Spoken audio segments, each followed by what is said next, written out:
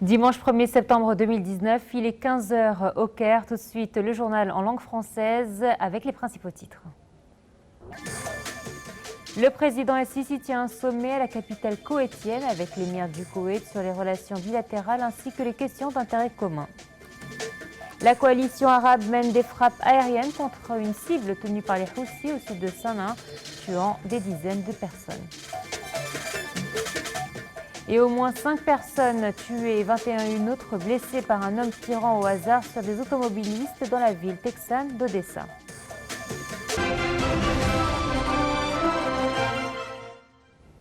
Le journal en détail. Le président Abdel Fattah el-Sisi a affirmé que la sécurité nationale du Koweït et des pays du Golfe fait partie intégrale de la sécurité nationale de l'Égypte. Lors du sommet égypto-koweïtien qui a réuni le président el-Sisi et l'émir du Koweït, Cheikh Sabah el-Ahmed el-Sabah, le chef de l'État a souligné que l'État apprécie les liens historiques qui la relient au Koweït et les positions de ce pays frère soutenant la volonté du peuple égyptien et son processus de développement. Il a également affirmé que le Caire tient à renforcer les domaines de la coopération bilatérale. De son côté, l'émir du Koweït a loué les relations étroites et historiques reliant le Caire au Koweït, soulignant que l'Égypte jouit d'une place distinguée chez le peuple koweïtien.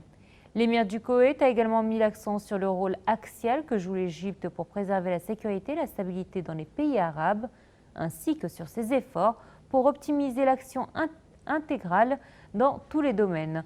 Au cours du sommet égypto-koweïtien, les deux côtés ont débattu des moyens de renforcer les relations bilatérales, notamment dans le domaine économique et des perspectives de l'investissement en Égypte, notamment après l'adoption de la nouvelle loi de l'investissement. Les deux dirigeants arabes ont également débattu des efforts déployés pour lutter contre le terrorisme et les groupes terroristes qui cherchent à semer la sédition. Le président El-Sisi s'est également entretenu avec le vice-président du Conseil des ministres et le ministre koweïtien de l'Intérieur, le général Khaled El-Garrah El-Sabah. L'entretien a porté sur le développement de la coopération sécuritaire étroite entre les deux pays à la lumière de la volonté conjointe des deux pays dans la lutte contre le terrorisme et l'extrémisme. Le président El-Sisi a pour sa part remercié l'émir du Koweït et son gouvernement et son peuple pour leur soutien et les soins accordés à la communauté égyptienne ainsi que les facilitations des autorités koweïtiennes pour sécuriser les diverses échéances parlementaires des Égyptiens résidant au Koweït.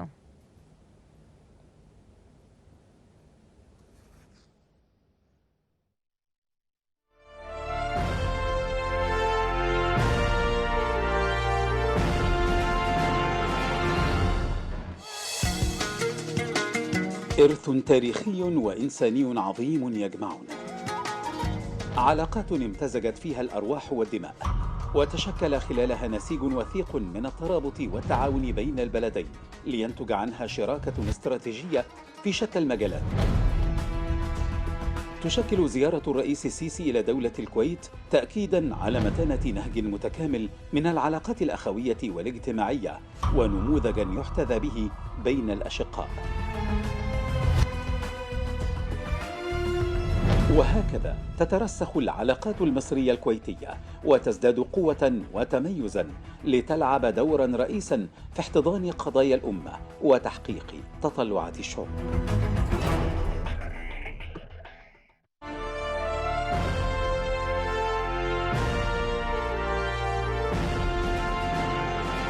Le Premier ministre, Dr Moustapha Madbouli, a visité aujourd'hui le projet de la construction d'une liaison de 5 km de longueur pour relier le port de Dekhela à la route côtière internationale. Les travaux de construction sont déjà achevés, mais le reste du projet reste accompli au mois d'octobre prochain. Dr Madbouli s'est d'autre part rendu à Alexandrie où il a inspecté le projet du développement de la route de Kafur-Bourg al-Arab et de celle de Sidi Kir aéroport, un projet dont les frais s'élèvent à 605 millions de livres.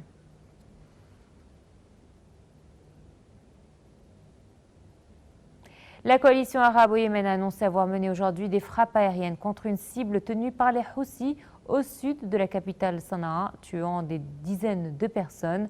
La coalition a précisé dans un communiqué que les raids aériens ont ciblé une position militaire où sont stockés des drones et des missiles dans la ville de Damar, dans l'ouest du pays. Sur leur chaîne de télévision, les Houthis ont affirmé que des dizaines de personnes ont été tuées ou blessées dans cette frappe, précisant qu'un bâtiment utilisé comme prison avait été touché.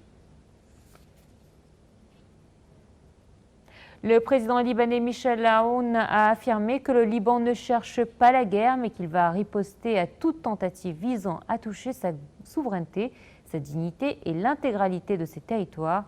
Cette déclaration intervient alors que l'armée israélienne a annoncé que ses forces terrestres, aériennes et maritimes, ainsi que ses services de renseignement, ont intensifié leurs préparatifs en prévision de tous les scénarios. L'armée israélienne a également diffusé des photos de chars et de forces terrestres intensivement déployées dans la zone nord. Un calme précaire règne aujourd'hui à Idlib, dans le nord-ouest de la Syrie, où une trêve unilatérale décrétée par le gouvernement syrien est censée être observée face aux terroristes et aux rebelles. Cette trêve est entrée en vigueur hier matin après 4 mois de bombardements meurtriers qui ont tué plus de 950 civils et une offensive au sol ayant permis aux forces syriennes de reconquérir des secteurs stratégiques. Hier soir, 3 combattants syriens ont toutefois été tués par un missile anti-char qui a touché leur véhicule dans le nord-ouest de Hama, voisine d'Idlib. De même, aujourd'hui, à l'aube, 2 éléments rebelles ont péri dans des tirs de roquettes sur un village du sud-est d'Idlib. La veille, une frappe des États-Unis près d'Idlib contre des chefs terroristes a par ailleurs tué au moins 40 d'entre eux.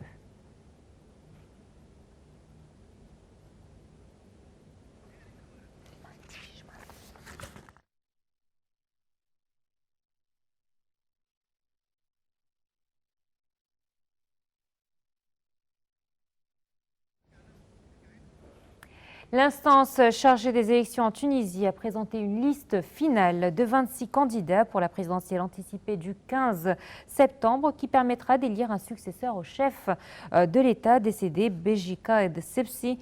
La campagne électorale doit se dérouler du 2 au 13 septembre en Tunisie et a commencé la veille à l'étranger. 3 figures de la vie politique figurent parmi les candidats.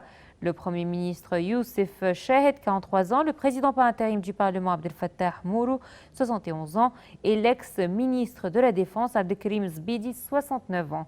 Initialement prévue en novembre, l'élection a été avancée à la suite du décès, fin juillet, du président Beji Caid Essebsi.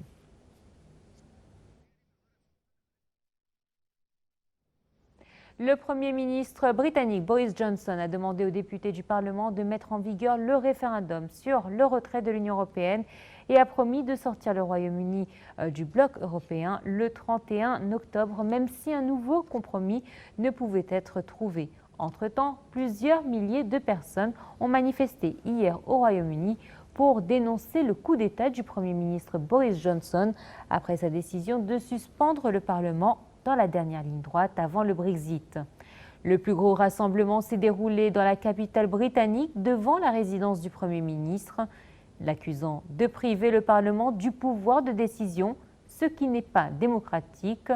Il est à signaler que l'organisation anti-Brexit Another Europe is Possible est à l'origine des manifestations appelant à manifester tous les jours dans toutes les villes du pays à partir de demain.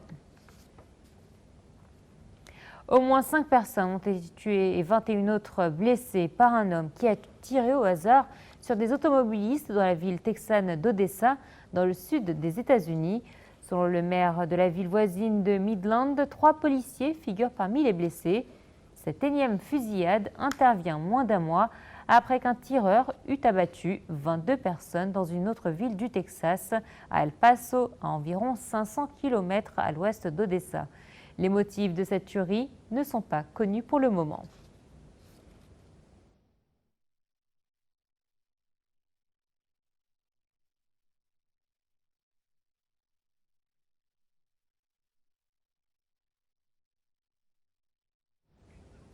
Et les États-Unis et les talibans sont sur le point de conclure un accord après 18 ans de conflit en Afghanistan.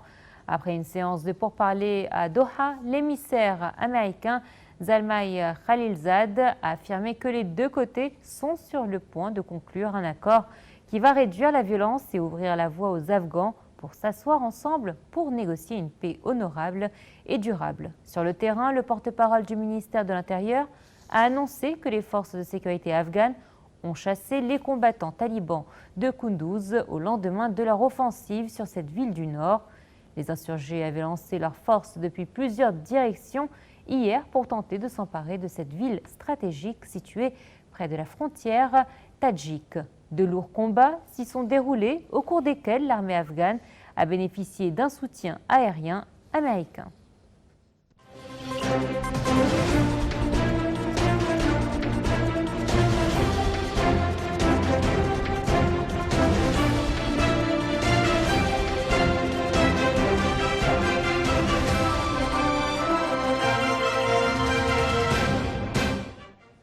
Allez, une touche d'économie avec la bourse du Caire qui commence la semaine en vert. Les indices ayant tous enregistré une nette hausse soutenue par les opérations d'achat de la part des institutions locales et des investisseurs étrangers.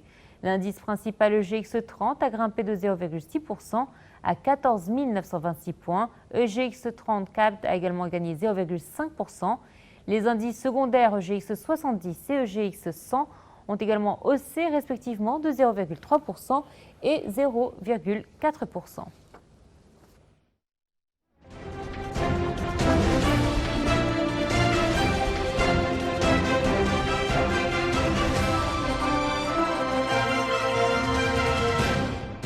Et dans notre page sportive, la Juventus a remporté hier le premier grand choc du championnat d'Italie en battant Naples 4-3 sur un but contre son camp de Koulibaly à la dernière minute. C'est un match fou, magnifique et difficilement lisible que les deux équipes ont livré lors de ce duel programmé très tôt dans la saison, dès la deuxième journée.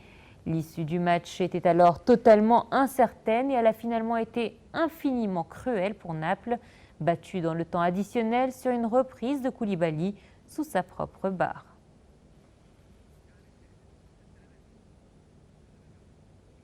Voilà, c'est ainsi que prend fin ce journal. Vous a présenté le journal Noura Alel, la chef de rédaction Amina Kamel et à la réalisation Abir Salaheddine.